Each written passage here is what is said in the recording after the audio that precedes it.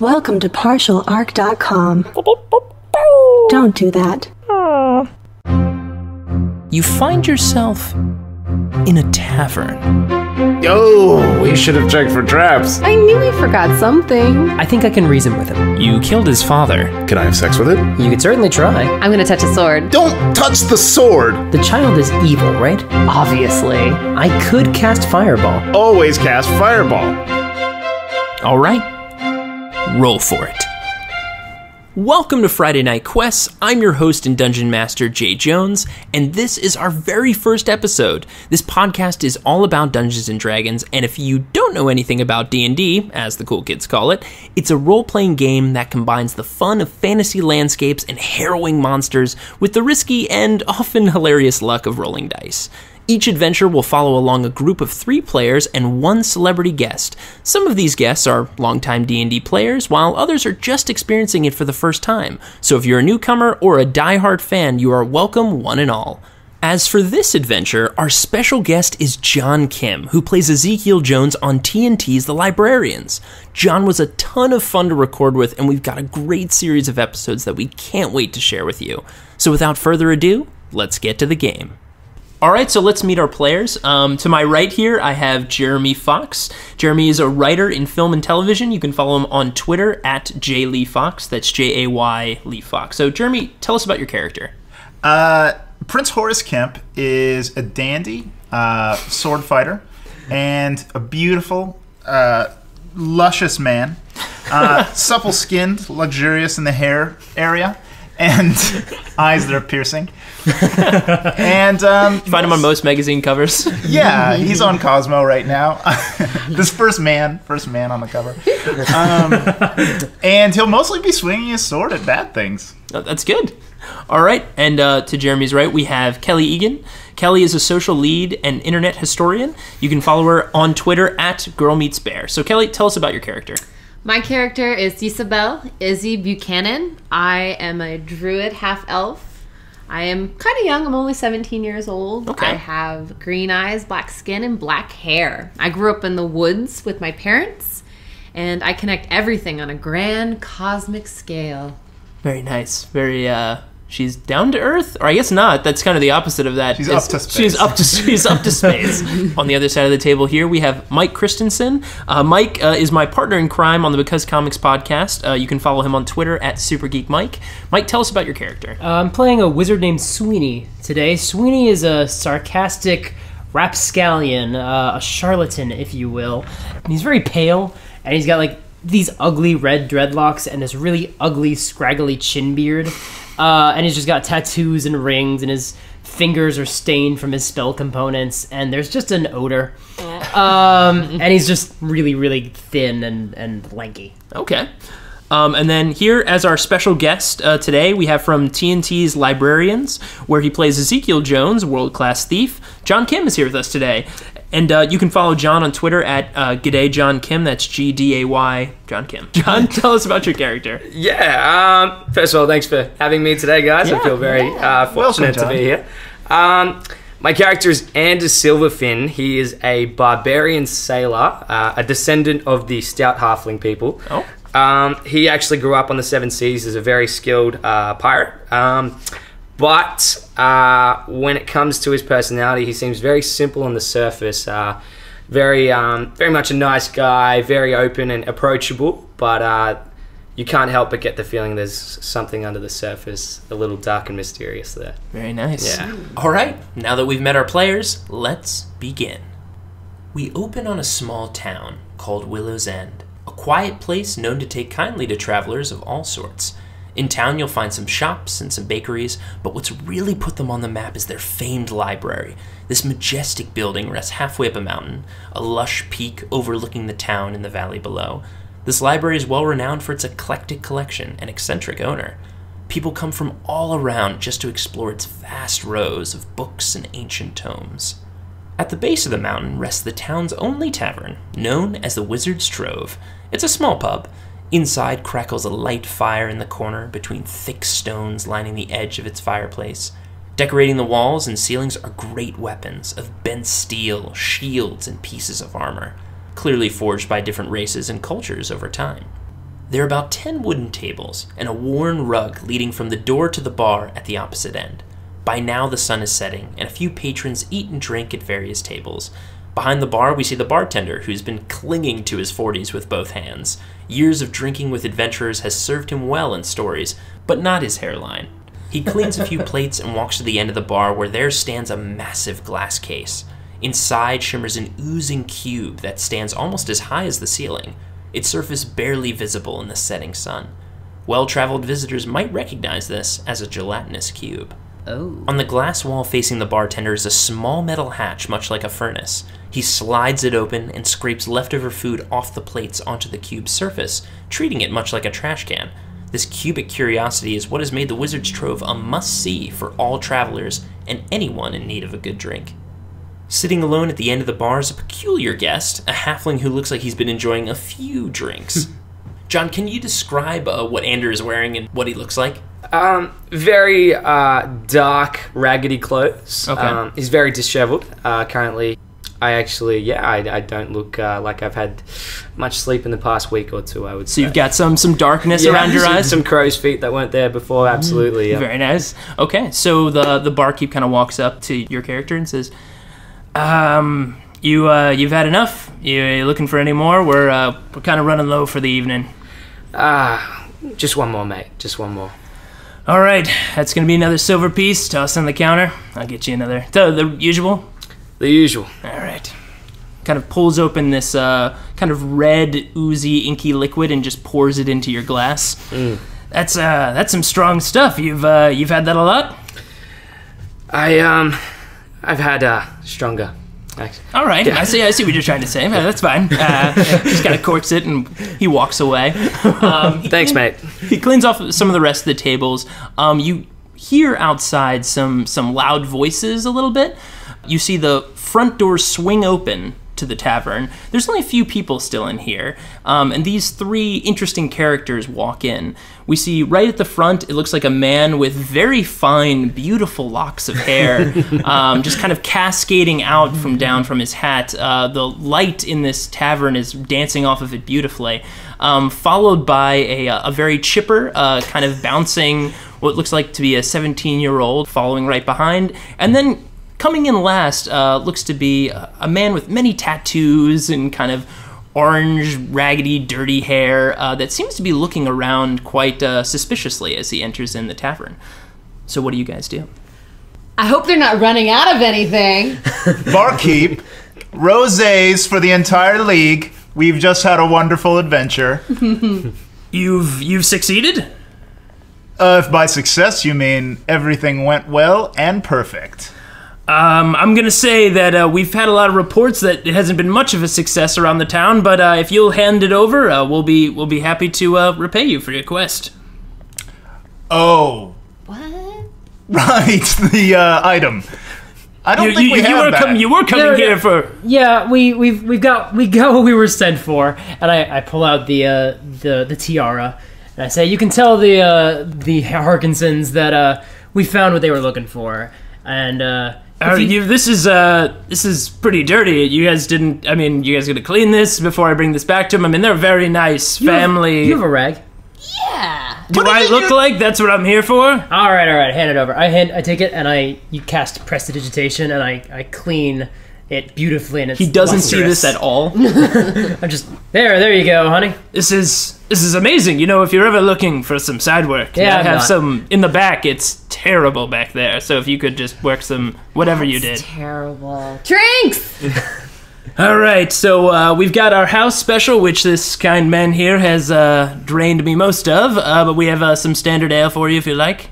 God, do you see that little hideous man? Hideous? Well, your fashion. How much did he drink again? I'm gonna leave you guys to this, and the barkeep kind of just walks away. Maury, come here. Look, I know you and I've had some disagreements regarding my tab, but disagreements is an interesting term for that you owe me a lot of money that you haven't paid. Right. Disagreements. I feel like maybe that's not true, but because I think you're a criminal and your rates are... I'm sorry, what was that? I think your rates are out of this world, but...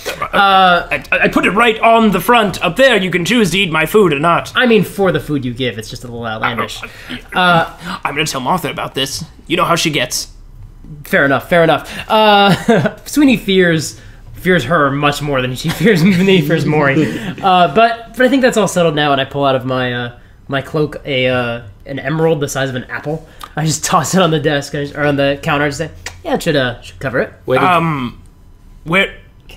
did you get this from? I would also like to know. It fell off the back of the truck.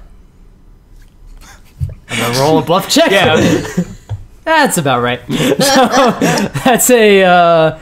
Very often my friend speaks of a magical future. it's an 11.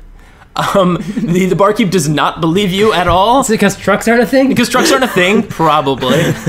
Where, look, I've never heard of these so-called trucks, but, this is interesting. This is stuff that you can only find off in the stone mines. You didn't happen to... Well, you got this back from the Deep Gnomes, right? This is where you got the heirloom back from? Right. You didn't happen to take anything additional? I mean, they weren't using it.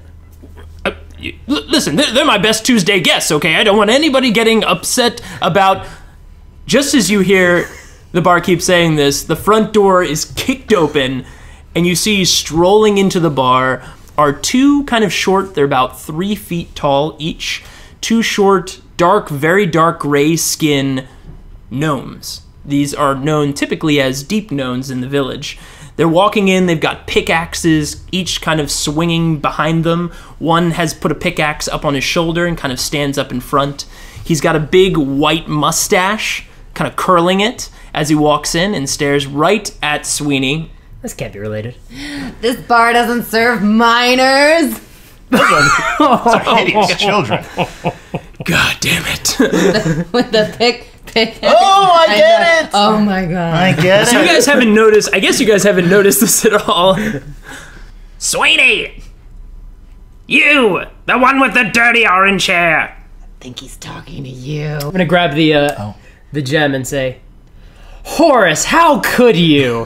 That's much better. It's a 19. 19 is the bluff. Who is this Horace? It's this You one. the one with the also dirty, disgusting hair. How dare you talk about me that way? Listen, I don't care who it was, the one with the dirty hair or the one with the dirtier hair. I want my gem back. I have a question. Little dirty man by the bar, is my hair not the most beautiful hair you've ever seen in your entire small life? I would have to agree. And in celebration of this hair, I would like to call for a toast. A round on me. Excellent! Finally, Are you drinks. ignoring us? No one ignores us. Barkeep, we are favored patrons of this bar. Look, guys, I want everybody to relax. Just give the gem back. Stop calling people's hair dirty. I don't know what's going on here. I've got to get something from the back. And the barkeep just kind of quickly runs, pushes through the door. You can see that he's just like tearing ass around the corner. He is not coming back. Well, I guess I'm pouring drinks. Yeah. So I imagine Ander just reaches behind the bar and just grabs whatever bottle's available. Yeah, Ander actually looks quite experienced in pouring drinks as he mixes up a concoction unseen by our fellow travelers before. Listen here! And the one slams its pickaxe on the floor. If you don't give us the gem back now, we'll bleed every single one of you dirty-haired freaks. How dare you. Horace, give him the gem. Give him the rock. And I'm nudging him. I don't know. This gem is very beautiful. What will you give us in return? Your lives, you idiot! I already have that. Fine. If you won't see this your way, we'll have to do it our way. So, Horace, who I imagine at this point is kind of up at the bar in the corner with Ander here. Out of the corner to your left, up against the stone wall, a shiny object kind of shoots towards right at your neck. Oh. And your AC is an 18. Everything's attracted to me. Yes, my AC is an 18. A little silver dart lodges right in your neck. I'd like you to make a Constitution save. Oh, boy. Here we go. I've got a. I got a 7. Okay, so first, when the dart hits, you're gonna take 4 piercing damage. And as it lodges in your neck, you kind of pull it out and look at it, and you see a little bit of a green ooze kind of inch off the end of it. You start to feel some very unsettling coldness rush through your body, going from your neck down into your chest. You feel like you might be poisoned. I'm feeling very unsexual right now. Also, in the corner of the other room, another silver thing soars through the air right at Sweeney's neck. Oh boy. Sweeney, what is your AC? 13. That connects with your neck as well. Shocking. So you're going to take also 4 piercing damage, but right. I'd like you to roll a Constitution save. Okay. That's a natural 20. That's the highest number on that So dice. you just... In Sweeney's time, he's putting a lot of things into his body, whether favorable or unfavorable, so he kind of just shrugs this off I immediately. pull it out and I say, oh yeah, it's been a while. And I try to drop the dart on the ground. After you drop the darts out, you see out from the corner what looks to be almost a moving stone at first starts to shimmer away, and you see one other deep gnome to your left, Horace, and another deep gnome to your right, Sweeney. So now 4 deep gnomes are looking at all of you in this bar very, very angrily. Please roll for initiative. Oh no. That's much better. 15. Okay, So 19 for Horace. Horace is 19. 20. Oh, wow. Yeah. Ander is 9 or 20. 8. Sweeney is 8. Slow wizards are the best. 16. Izzy is 16. Not bad. And the deep gnomes are mysterious. As always. And angry and cranky. If there were music playing, we would each have a dance partner by now. What did Maury get? Maury rolled a 32. He's already home. Maury's busy petting his goo cube. He's trying to calm the goo cube. You can't touch it, so he's like kind of waving his hand over, like relax. It's gonna be okay. He's hover handing it. I actually want to ask, how big is the gelatinous cube? How big is that cube? 10 by 10, right? The gelatinous cube, yeah, it's 10 by 10. Like it's a massive cube. It's taking up a good size of the corner of the room. It's very much the main attraction of this tavern. It is in front of it. I wouldn't say that. Until Horace came to town, and it's protected by a glass sheets on either side, and it looks like there might be some kind of inscribings on it, as gelatinous cubes are typically very powerful. On the glass itself, there are some inscribings, because most things don't keep gelatinous cubes from doing whatever they want. So, not that gelatinous cubes typically have a want, but you know. Yeah, for John, you don't know, but gelatinous cubes are basically what wizards use to clean their dungeons. They're the perfect size to fit through a hallway. Okay. They are basically Roombas made of Drano, because they're 10 feet by 10 feet, which means if you get caught in there, all that's left is just your armor and your weapons. It just eats away your flesh. Bones slowly dissolve. It eats away your flesh and then just drops off your goodies. Wow. Yep.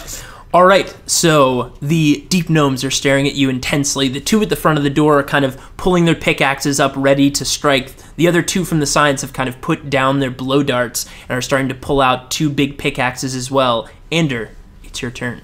And grabs the gem and walks over to the gelatinous cube, holding it in front. That's enough. I think we've all had our fun tonight. Let's not do anything hasty now. We look. The dart thing was a joke. We saw you were drinking, and we do some stuff with darts on our own time, drinking and darts. You don't want to do that. Listen. Let's relax. Take a breath. What do you want? Actually, nothing. And Ander drops the cube. Drops it into the gelatinous cube. You dirty-haired, dirty, tiny creature. We will kill you. I'm gonna kill you. I wanted that gem. I guess that still settles my tab. Okay, Horace, it's your turn. Well, I abhor violence and objectify myself a lot. I think I'm gonna kill all of you. And I slide my sword out of its beautiful sheath, hoist my shield, and I'll attack the closest deep gnome to me. Okay. Now, since you are poisoned, you're going to roll disadvantage. So disadvantage is rolling 2 d20s and taking the lower value. Okay. So roll. I'm gonna go for it. I think I got a 7. So you swing, but as you swing, your blurred vision kind of changes, and you see 3 gnomes in front of you, and you swing at the closest one, and it turns out to just be a mirage. You dent the side of the table. There are still patrons in this tavern, but you know, they've seen some of this stuff. Adventuring parties have come through. They kind of just slide out of the way and just move down one seat and continue eating their food. Die, filthy illusion gnome! All right, Izzy, it's your turn. How are the gnomes? And I think they're cranky still, right now that They're still. Thanks, Horace. I would say thunder wave.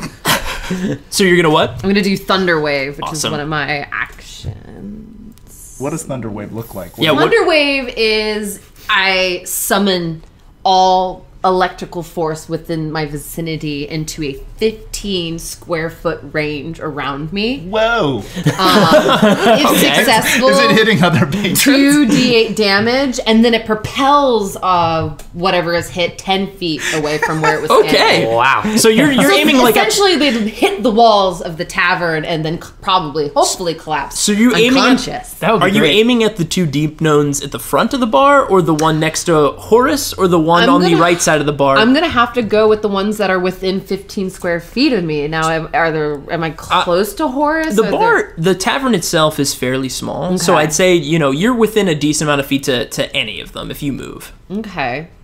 Probably the 2 in front is going to make the most sense. Yeah, Just let's so you do can the move up. closest. You can move up to them and then just knock them. But I also think you should give credence to emotional decision making. Could I hit all of them? Are they all? They are not all within all a not- cone okay. of 15 feet, but you can pick either the one next to Oh, it's Horace. not a cone; it's a cube. Oh, it's a cube.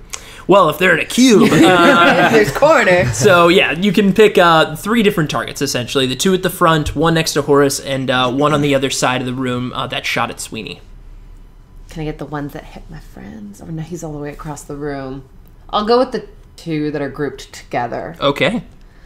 So So what'd you roll? They make a Constitution saving throw, Oh, they do. and they have to beat. 12. Okay, so I guess lightning energy kind of, well, not lightning, but I guess static electricity in the room kind of gathers and just in a big cube, not a cone, blasts right at the front with the 2 deep gnomes. Wow. So they get a check of a 9, so they definitely get hit. How much damage do you do? 2d8. 2d8, a 2, 3. So 5 damage. So 5 damage. Is there any modifiers to that? No, there's not. No. Okay, so 5 damage. Okay, so what happens when it hits them? They, well, I mean, if it's successful, that they would pass out, because it's the same thing as being electrocuted intensely, so the voltage would be great if it was a success. So you see their Even skeletons. if they don't, their skeletons will vibrate. Their hair sticks up. You smell that like burnt hair scent. Oh, God. Maybe a little bit of like charred skin. So the deep gnome at the front with the big curly white mustache his mustache is just obliterated off his face, essentially. He's from Thunder. Thunder wave. Oh, I know. Clarence! No! He named his mustache Clarence. Little insight Just about now. deep gnomes. Just now. Just now. Fun fact that you won't find in the monster manual: deep gnomes name the mustaches. Yeah. Only when they die. Only Only when the mustache. Only when the mustache dies do they remember it on.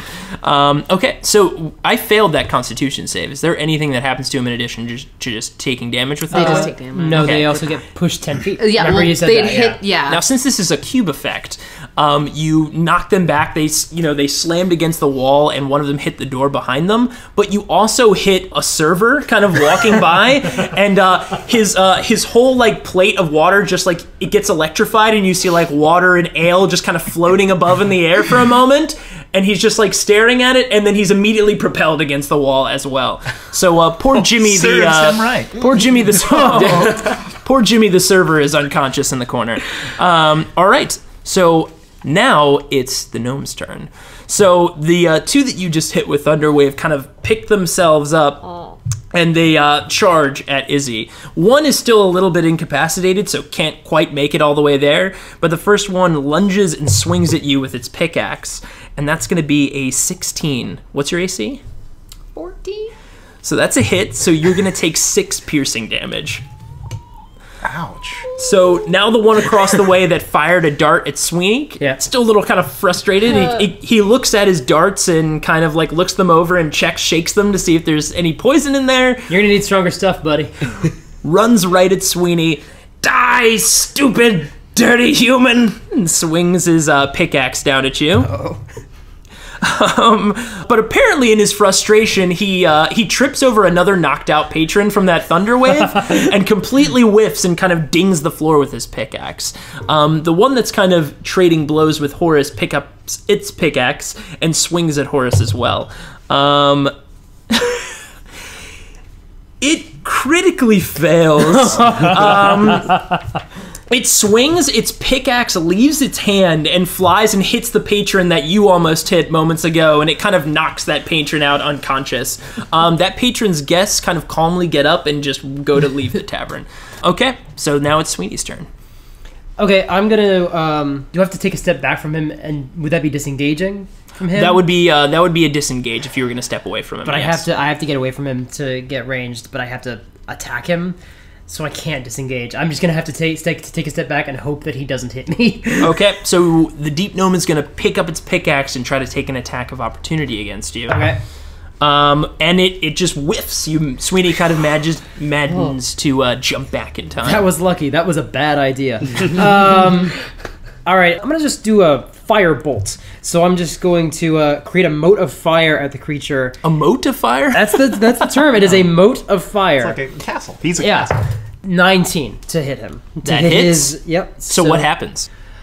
He bursts into flame and takes 6 damage. And, oh my god! And also, the carpet around him burns a little bit as well. Yeah. But yeah, he takes 6 fire damage. It was tacky anyway. You see Maury in the back trying to calm the gelatinous cube, like, oh man, that was my. Damn it! It cost me so much money. Oh, he's on the other side of the. Yeah, he's on the other side of the glass. He's behind the gelatinous cube in the kitchen, just looking through and just sad to just see his bar getting destroyed. I'm pretty close to the cube, so I'm just gonna peer in the through the glass through the cube to Maury and say, "That still counts for my tab," pointing at the gem. Oh, the gem is now just floating inside the cube itself. Still counts. All right, so it is Ander. It's your turn. Ander, is he within range of any of the gnomes? Oh yeah, he could. Probably the one that's right next to Horace. He's right next to that he could attack. I guess it's time to make some new friends. I think. I think I will attack that particular gnome with my warhammer. All right. Yep. Which is a D8. First, you have to roll to attack. Oh, this one. 9. Sadly, you swing your warhammer now. Anders had quite a few drinks, and Anders been sitting for a while, so Ander hasn't yet to stand up. As soon as he stands up, it just hits him in a wave and just drops the warhammer to the floor. So, Horace, it's your turn. I think he's still kind of disappointed. Now, what I'd like you to do, because I didn't ask you to do this last time, I'd like you to make a DC Constitution save to save out of that poison. Okay. Just 1 D20. Just 1 D20. Okay.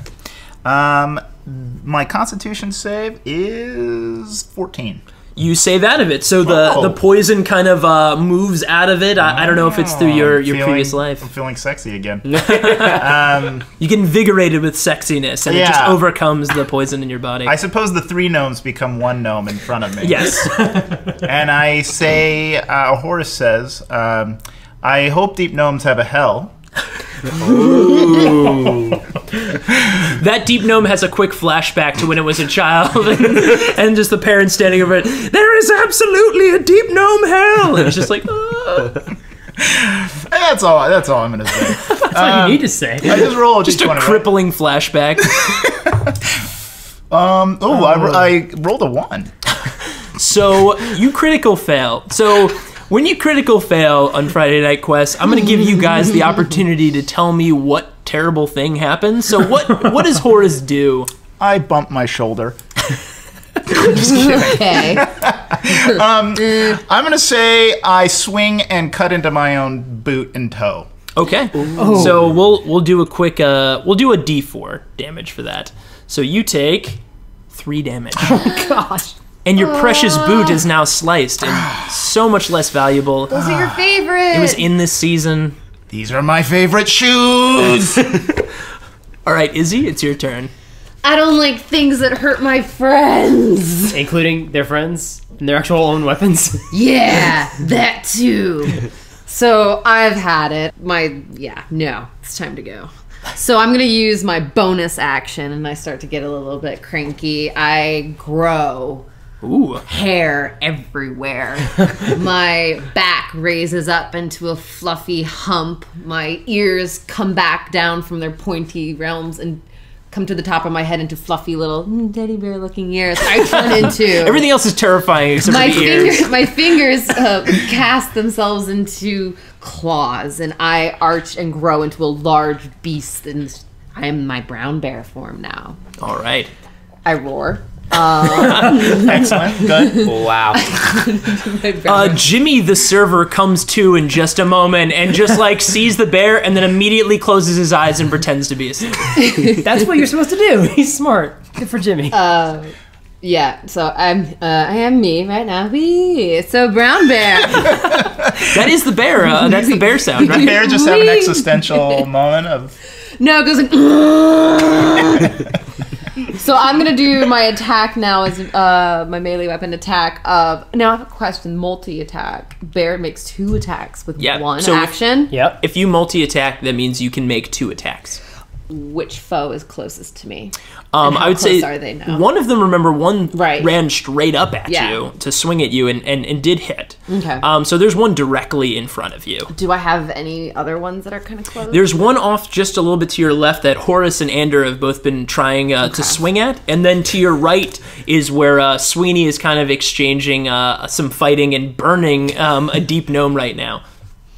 So that one's closest. Also kind of within 5 feet. Yeah, both are kind of within 5 feet of you, but there's one directly in front of you. A multi-attack with a bite at the one that's right in front of my face, right in front of my big, gnarly muzzle. Sure. And the other that's within my arm's reach. You can, but if you move away to go do that, you're going to provoke an attack of opportunity from the one in front of you. I'm going to take care of the one in front of me right now. Okay.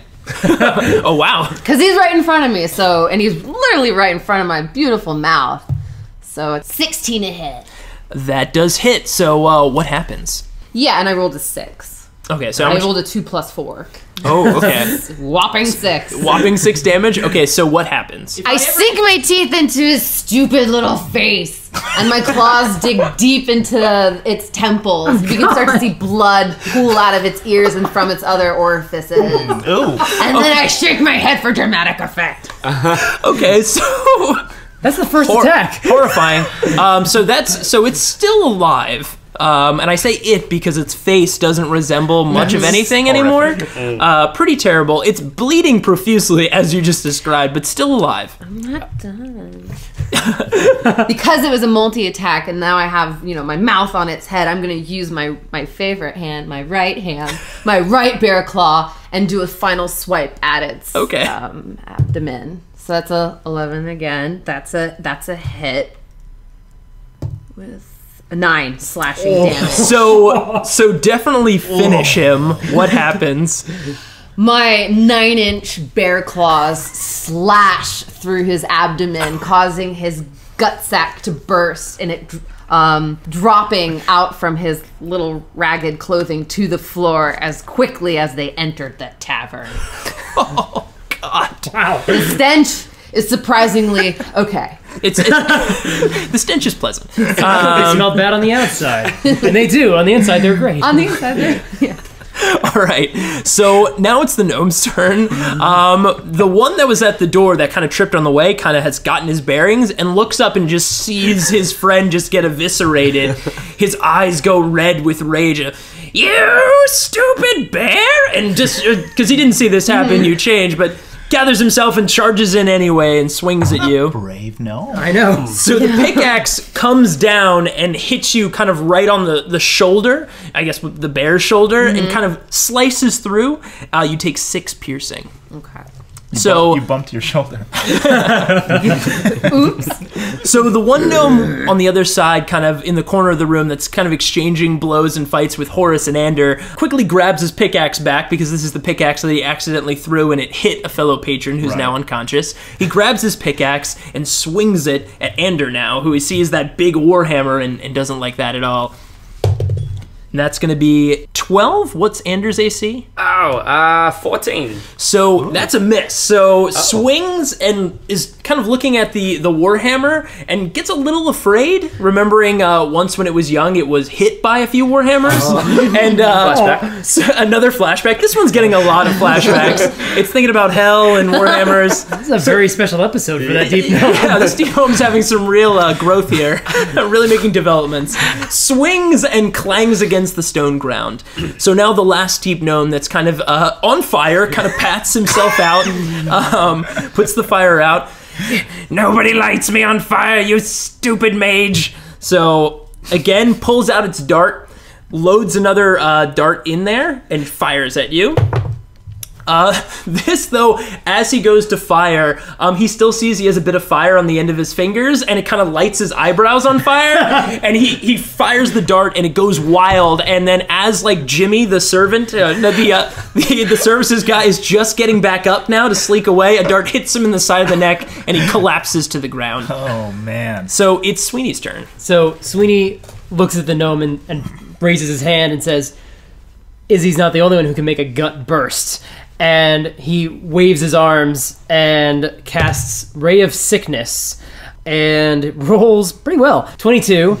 That's a hit, for sure. So he takes 7 poison damage and has to make a Constitution saving throw. Okay, so what does this look like, by the way? It looks like this green beam. Basically, he waves his hands and says some magic words, and then this beam of green energy just hits him right in the stomach, and his face just turns green. He's poisoned, and then depending on the roll, maybe more stuff happens. And might throw up. Okay, so what is it? What's the save? Constitution saving throw. He has to beat a 14. Okay. Throws up from He does not, so he feels sick and immediately throws up. And he is poisoned until the end of my next turn. Okay, wow. See, it's almost destiny. He tried to poison you, and you just poisoned him back. Yeah, it's not justice against the one who poisoned Horace, but whatever. That's Horace's problem. You almost made him puke. All right, so it is now Ander. It's your turn. Ander decides that it's enough time to it's enough playing around. Decides to take a third. Inclusive of Horace's attack, third and final attack, hopefully, at this gnome, whilst proclaiming that third times are the charm. And, takes a big swing with his hand axe this time. Okay. Oh, that's much higher better. That's much better. Yeah, that looks like that hits. So roll for damage. Perfect. So D6? Yeah. Perfect. So a 3 plus 2, so that's 5.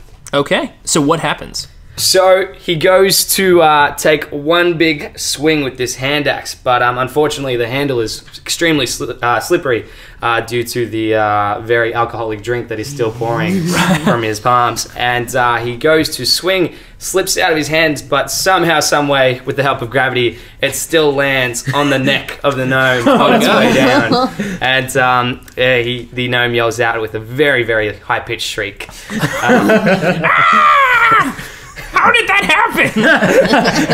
Physics! I'm just picturing the hand axe cartwheeling in the air. And just like the moment, like, what's gonna happen? All right, that was great. So, Horace, it's your turn. Okay, I dislodge my sword from my boot. And I'm going to say I'm very angry about my shoes, but I want to say I'm sorry about that hell comment. And then I'm going to swing at him. I've got a 12. That is a miss. That the damage in your boot, you kind of step to swing, and as soon as you step, you feel the pain in your foot, and it distracts you. Izzy, it's your turn. I turn to the gnome that's that's attacking Horace, and then I'm gonna go. Well, there's a gnome that's still right in front of you. Remember? Is that the one that's going after? You eviscerated the one. No, gnome. I know, but didn't Sweeney just make the one next to him like profusely? Yeah, but you have a second. There's still a second two. one. There was two that was coming to fight you. All right. They're small. They're small. They're hard to notice. They are. Especially, you got a lot bigger. This is true. I am big and fluffy, but very angry. So I'm going to go after the second one that was making an attack on me with the same multi-attack. The bite That seemed to do so well before. bite fist combo. 18. Ooh. So that hits. Plus- Your bite hits. Plus, I'm gonna do the same thing. I'm gonna bite his head because then that way they can't run away. That's kind of my approach. It's standard bear. They teach that in bear school. Yeah. 5. 5 Piercing damage? damage, yeah. Okay. He's still up, but what happens? I kind of, because he's dodging around, I kind of miss his head, but I get him a little bit by the neck and shoulder. But this one's a much more feisty than the other one that I had, so he's flailing around and kind of being difficult. But I'm leveraging my weight and size in keeping him from running away. Okay. So make your second attack. Yeah. Oh, yes. This is 17. The bear is just bloodthirsty. Yeah, that's a wonderful bear. I actually rolled my Yeah. claws wrong last time. It's 2d6s. Holy that's- mackerel. Okay. 8 plus 4, so that's actually 12. So, slashing damage. so as the bite is around, he's just like looking down at like his eviscerated friend and like thinks for a moment, this was a bad idea. Finish him. Before I throw both my claws into him, then I bring them up over my head and down, swiping both of his arms off. Blood shoots out from his sockets. As I bring them down to dislodge his arms, I bring them back in like an X motion, slicing his abdomen like his friend. And from there, I drop him from my muzzle. Oh my I god. love how Horace and Ander are in like a Home Alone movie, and Izzy's in like a Quentin Tarantino, just like Terrifying. Yeah, I don't feel like a fighter. I'm just really drunk. Oh my god. So, Mama Bear mode unlocked. so the one that saw this just go down with the two in front sees his two friends just get eviscerated, turns and like looks at you two and is kind of like thinking to himself, could be a lot worse. So picks up his pickaxe and actually this time swings at Ander. Okay.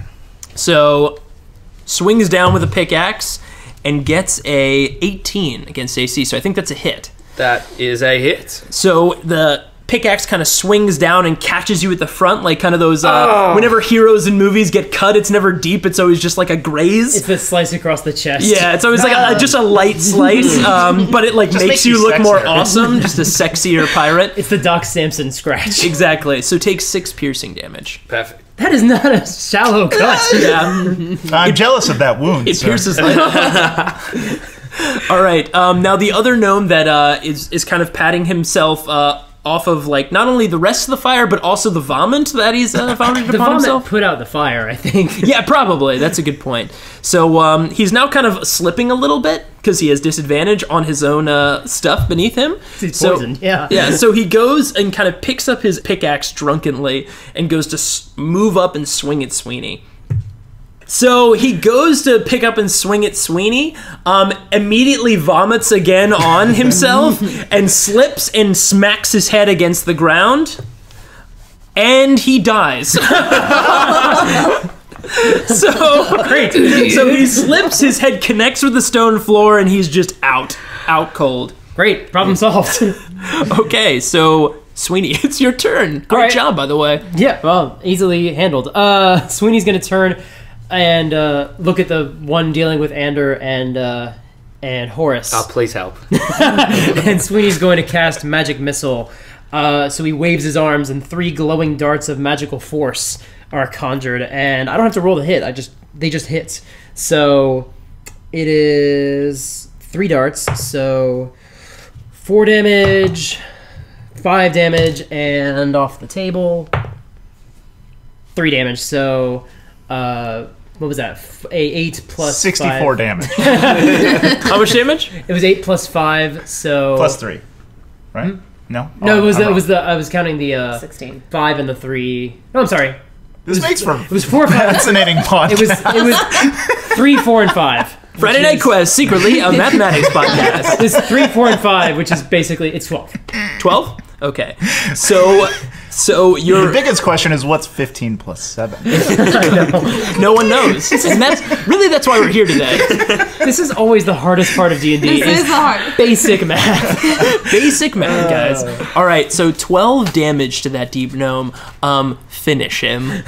So the first blast hits him square between the eyes, and he drops his pickaxe and stumbles back. The second one hits him between the eyes again, and he tumbles against the wall, but he's still standing. And the third one just hits him in the forehead again, and his eyes cross, and he just drops to the ground. I'll say before the third one hits him, he has a flashback again to when he was playing with fireworks as a kid, and it all comes full circle. He remembers his mother was in there finding him playing with fireworks, and if you play with fireworks, you're gonna go to hell. And the firework goes off and hits him in the head, and that's the last thing he sees before that last piece hits him in the face. Okay, so he's down. So he is out cold. What a full life he led. He did. He lived a very interesting life.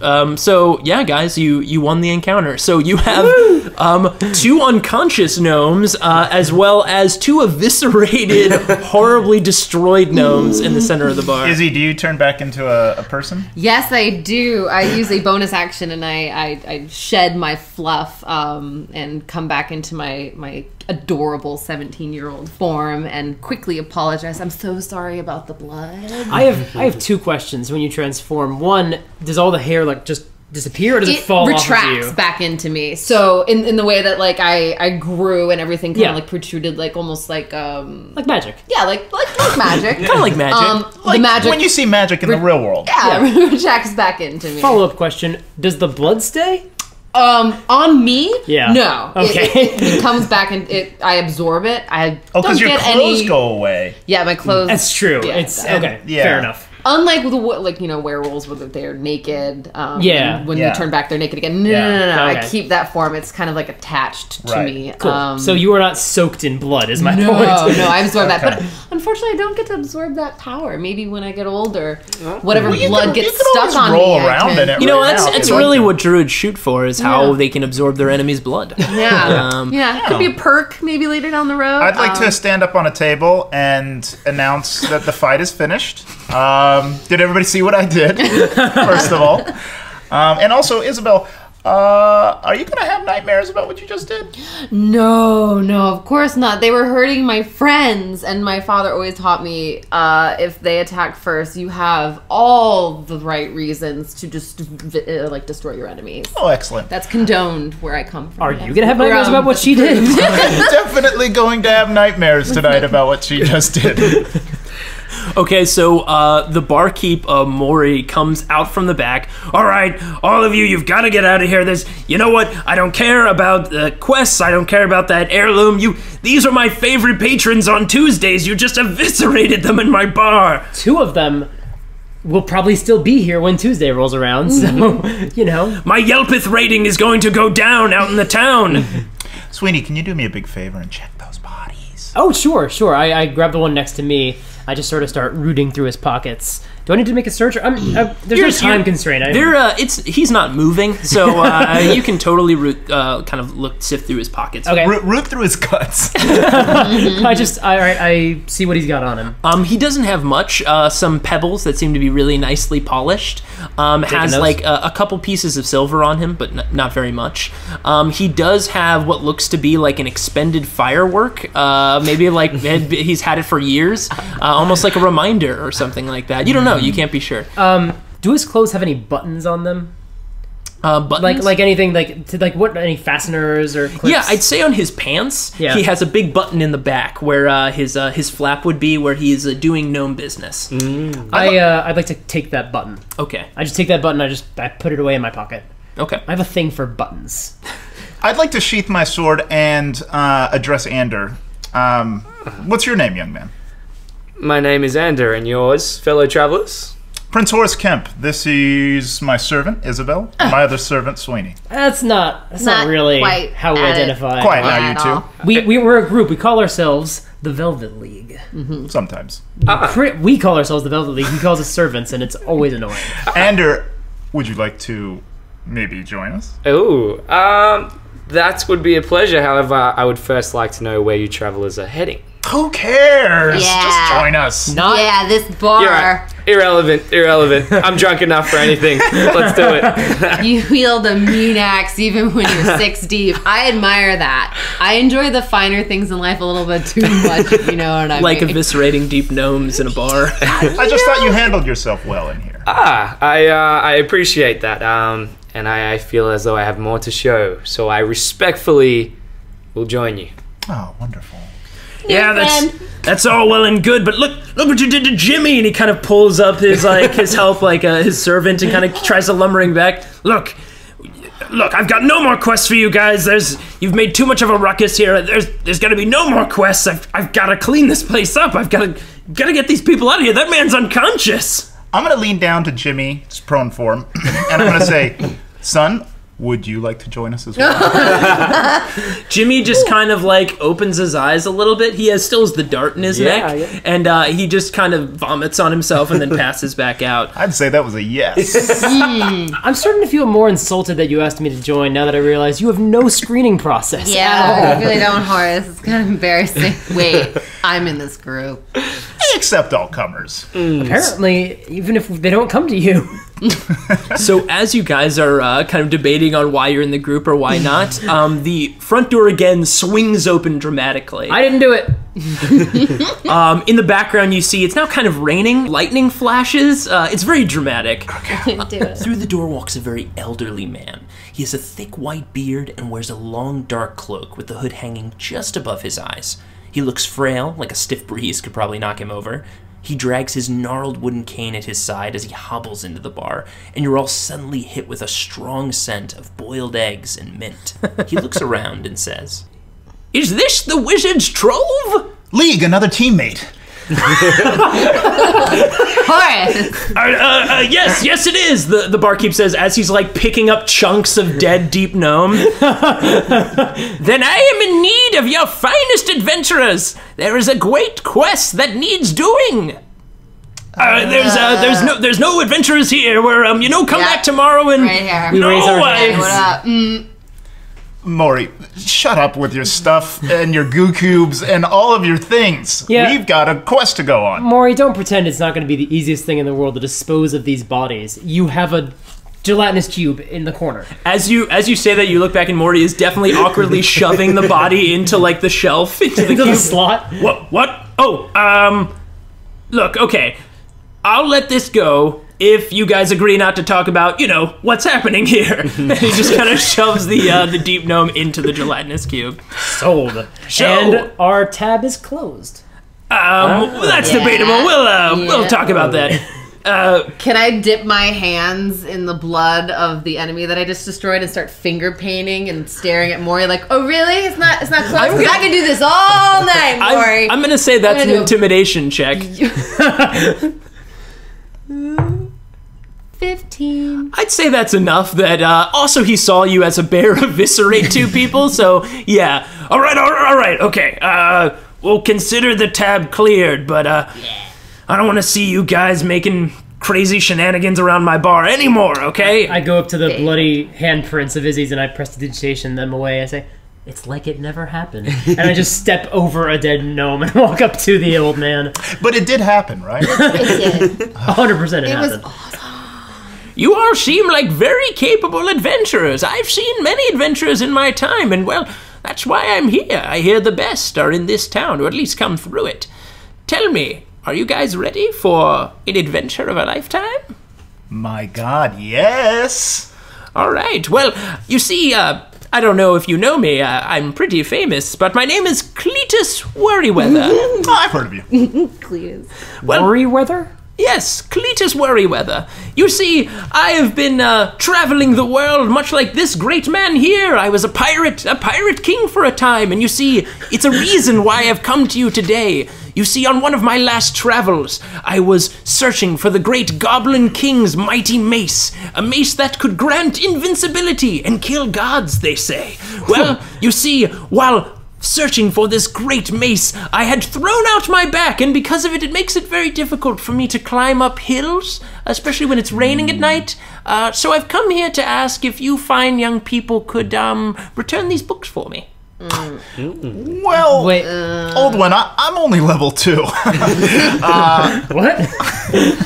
I'm sorry, I might have prefaced that incorrectly, but I would love for your adventure. It's a great adventure. You see, it's at night. It gets very dangerous out there, and my back is not doing so well. So if you could return these books, and he kind of like sets 3 books, one red, one kind of like a old leathery brown book, and like a little blue book on the bottom on a table. I'm gonna look over the books and just see what kind of things he's lending out. Sure. One has like a big picture of a tiger on the front, kind of smiling. And when you flip it through, it's like kind of like a picture book. So it's like the tiger like teaching, kids not to go near kobolds at night, or like a tiger like teaching kids like it's an anthropomorphic tiger basically. Right. Is it a Rakshasa? Can I make a check to see if it's a Rakshasa? You can make a check. Yeah. That's very low. That is nature, I guess. Yeah. 8. No, I'd say you just think it's an anthropomorphic tiger. Fair enough. The second book, the big kind of leathery brown book, you open it up and the pages are actually blank. You don't really see anything in the pages themselves, front and back. What would that be? I guess investigation. Sure. I just want to see if I can figure out what this is. That's a 15. So you can tell just from the leather itself that the brown book is pretty old. It seems to have been, it's done pretty well for its time, but it's definitely a very, very old book. You see actually as flipping through the pages, you note kind of a light shimmer on one of the first pages, and you actually see if you tilt it right in the light, a strange kind of, it looks like kind of an upside down triangle with kind of 2 prongs coming out either side of it on the top of it. It's a strange symbol. You don't immediately recognize it. Hey, it looks like a little person. Would I do a perception check and identify it? I would say make, or history? Knowledge? Maybe knowledge? I'd say, is there a knowledge check? I guess not. I'd say make a history check. So I basically draw it out and say, does this mean anything to anyone? Natural 20. Natural 20. So, looks like an upside down triangle, and off the sides of each of the ones that are going down, it looks kind of like a claw is coming off each one. Now, you don't know 100% about this, even though you did roll a natural 20, but that's only because you've heard in whispers, this is a symbol of like a very, what you've heard of like kind of like a secret society, or like a secret group that like people have only drawn in sand, or as like wind has blown it away quickly, or someone might have scratched it on a wall and it has mysteriously gone away. It's very difficult to find this embedded anywhere, let alone stay there. It's something very secretive. Quick question: is the old man just watching us rifle through his books? Yeah, he's just standing there pleasantly. He's kind of like looking around at the bar and like playing with like some of like the weapons that are on the wall, and like looking at the deep gnomes. Just like, okay. We'll totally return your books. Don't even sweat about it, old dude. Anything cool in the last book? So in the last blue book, it's actually a cookbook. So it looks like it's got some like recipes for like stew, for specific types of pies. So it's got a lot of assortment stuff in there, but nothing really to write home about. Cool. Okay. Guys, let's do this, but maybe let's keep the middle book. You know, it could come in handy later. Something that has rarely been seen or written, seems suspect.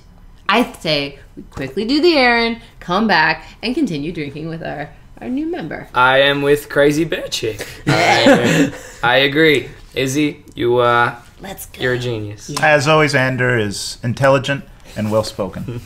I say she's right, and you're right. All right. Sweeney's wrong. Sure, fine. I didn't even know is it even raining outside? It started raining after we killed all the... I didn't even notice. I guess we were busy murdering. I didn't kill anyone. I want to put that on the table. I didn't actually murder anyone. I did it mostly myself. I enjoyed it like a lot. Character flaw. I love to hear that. I enjoy adventurers with spunk. So here are the 3 books. You've already looked at them. By the way, please take this. He hands Izzy because he likes your spunk. He hands Izzy what looks like kind of like a small red card, like the size of a standard playing card. It's red with a gold emblem, like kind of etching on the outside, and at the center of it looks like an eye. Now, you've recognized this symbol before because it's all over town on like posters and things like that for the library. So you know this is for the grand library that's up on the hill. This is my library card. Very, very special card. Now take this with you. Now you're going to want to go in to the library. Give these back to Karen. Karen's so nice. She'll check these back in, and you'll be fine. Return to me here, and I'll give you guys a couple of coins. Sounds like an adventure. Non-denominational coins. Yeah. I'm going to need new shoes.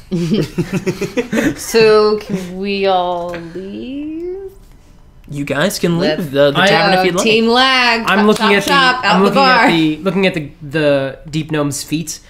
First of all, do they even wear shoes? I know there's not a chance that they're gonna fit Horace, but I'm just looking at them. I'm just like, oh yeah, they're definitely wearing. They're wearing like leathery boots. Like their clothing is very much like worker attire. Like these are guys that work in mines and like search for gems and things like that. Direct traffic for trucks for medieval trucks. So Sweeney just pulls off the boots and just like hands them to me. He's like, here you go, buddy, and just like, Sweeney, you know nothing about the fashions of the day.